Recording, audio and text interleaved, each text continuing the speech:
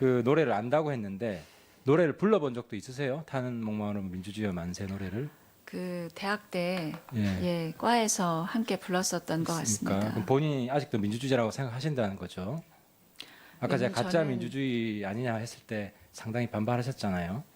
그렇습니다. 그럼 여쭤볼게요. 숫자와 상관없이 블랙리스트가 있다면 이거는 민주주의입니까? 아닙니까? 맞다 아니다. 간단히 답변해 주세요. 시간이 없으니까. 저희의 헌법상 간단히 맞다 아니다. 저희 헌법상 요구되는 헌법상 우리 국민들에게 허락되는 그런 자유를 침해할 수 있을 우려가 그 운용되는 방법에 있어서는 그럴 가능성이 있다고 민주주의가 생각합니다. 아니다. 그러면 아까 이야기했듯이 이런 그림, 이런 그림을 있다고 해서 사법 처리해야 된다. 이건 민주주의다 아니다. 맞다 아니다. 간단히 해주세요. 그런 작품에 관해서 시간 너무 가지고 간단히 좀 그런 해주세요. 작품에 관해서 본인의 의견을 개진하고 하는 것과는 변론으로 그것이 사법적으로 책임을 물어야 되는 절차로 진행이 되는 것에 대해서는 저는 개인적으로는 반대한다? 찬성하지 않습니다. 민주주의 아니다. 그럼 만약에 오늘 답변하는 거 보고 국민들이 화가 나서 조윤선 증인을 화형식을 했다. 그런데 박근혜 대통령이 혹은 김기춘 실장이 조윤선 증인을 이뻐해서 그 화형식을 주도한 사람 사법 처리를 해라 하더라도 그거는 민주주의라고 볼 수 없겠네요. 문제가 있다고 보겠네요. 예? 만약 화형식을 했다. 예. 오늘 그 조윤선 장관 답변 태도를 보고 내일 네. 누군가가 그래서 김기춘 실장이나 박근혜 대통령이 화형식을 주도한 사람에 대해 사법 처리를 해라라고 한다면 그런 일은 없을 것 같습니다, 의원님. 민주주의가 아니다. 아니, 똑같은 이야기잖아요. 사법 예. 처리하라는 건 민주주의가 아니다. 의원님, 민주주의가 아니다라고 제가 답변을 드리는 근데 게 문제가 아니고 있다가 그런 민주주의 일은 없을 것 관점에서 문제가 같습니다라는 있다. 답을 드린 그죠? 것입니다. 그런 가정으로서는 제가 말씀드리기 어렵습니다. 그럼 박근혜 대통령은 민주주의에 대해서 철저한 분이라고 생각하세요? 아니라고 생각하세요? 저는 그렇게 믿고 있습니다. 김기춘 실장은? 그렇게 믿고 있습니다. 그런데 의원님, 제가 왜 사실은 잘 다 모르는- 다르잖아요. 지금 민주주의에 있어서 문제가 있다고 다 지금 인정을 해놓고 아니, 의원님, 김기춘 실장이 지금 실장으로 있는 동안에 다 응징하라, 보복하라, 제재하라 한 건데 그 회의에서 민정에 맡겼을 때 왜 한 번도 제재를 안 했어요? 의원님. 유진영 장관처럼 한 번도 제재를 안 해놓고 이 자리에서는 의원님, 또 하나 물어볼게요. 수석들이 국정교과서는 모여서 하는 아니, 수석들이 답변 모여서 좀- 하는 회의에서는 아니, 좀 그만하세요. 그런 좀. 말씀이 나올 수가 아니, 없습니다. 그만하세요. 수석에서는 뭐 수평적 토론이 비판적 토론이 불가능하다는 말씀이세요? 아니요, 그렇게 사법 처리를 하는 문제를 여러 명의 수석들이 다 공유하는 그런 쪽에서 저는 말씀을 하실 리가 없다고 생각을 합니다. 그렇기 때문에 제가 그건에 대해서 말씀드릴 수가 김영한 없는 수석의 이유입니다. 비망록을 완전히 부정하시네요. 그게 아닙니다. 온통 보복, 응징, 제재. 그게 일단 그 믿을 사람이 없을 것 같아요. 어느 그 정도로 계기에 하시죠. 작성을 그 한 정도로 것인지는 하시죠. 시간 제가 가니까. 알지 그 정도로 하시죠. 못합니다, 의원님. 그 기간이 조윤선 수석 있을 아니요, 때예요. 회의 그다음에 시간인지 혼자 작성한 것인지 모릅니다. 국정교과서는 민주주의 원리에 맞습니까? 틀립니까? 역사 국정교과서는 그 방법에 있어서 불가피하게 선택해야 될 때도 있지만 그걸 채택하는지 여부는 국민들의 다수의 의견에 따르는 것이라고 생각합니다.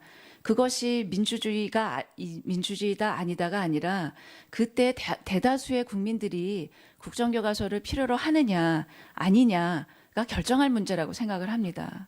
그럼 60% 넘는 국민이 반대하는데도 밀어붙이면 그 민주주의 아니네요. 제가 그 정도는 알기로는 됐고요. 예, 국민들이 원하지 않기 때문에 판단을 보류한 것으로 저는 알고 있습니다. 일단 됐고요. 근데 처음 할 때는 다수 국민들이 찬성한다고 생각했다는 거네요. 찬성하신 거는 저는 국정교과서의 진행 여부에 대해서는 모릅니다. 무슨 근거로 일단 알겠습니다. 시작했는지 여부는 저도 그래서 여러분들처럼 우리 조수석의 가장 큰 문제는 우병우 수석도 마찬가지고 소신이 있는지 김기춘 실장이나 박근혜 대통령이 민주주의에 반하는 문제가 있는 이야기를 했을 때 한 번이라도 아니오라고 한 적이 있는지 정말 가슴에 얹고 가슴에 손을 얹고 생각을 해봤으면 좋겠고요. 그 다음에 우리 간단히 좀 물어볼게요. 아까 정동춘 증인은 우리 김성태 위원장이 그 해임 결의안 통과시키고 나서 받아들이시겠습니까? 하는데 예 했는데 그 사퇴하겠다는 의미로 답변하신 겁니까? 권고니까요. 선물로 그러니까. 주신 게 권고니까 공고를 수용하겠다는. 심각하게 고려를 해서 검토하겠다는 얘기를 했습니다. 그런 뜻으로 예의를 했습니다.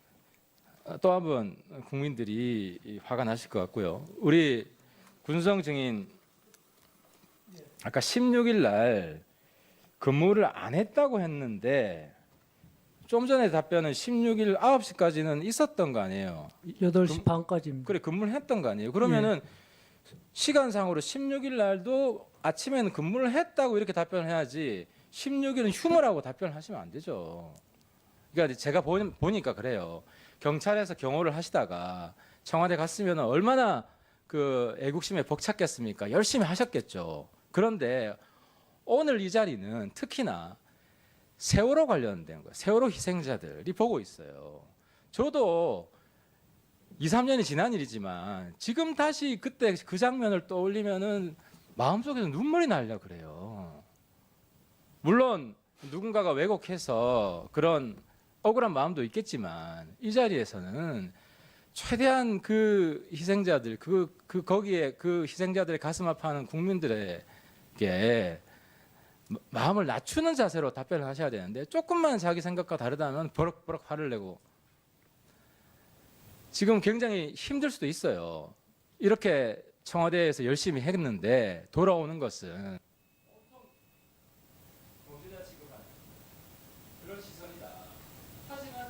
이 자리에서 우리 구증인의 태도에 따라서 구증인의 미래는 또 달라질 수도 있어요.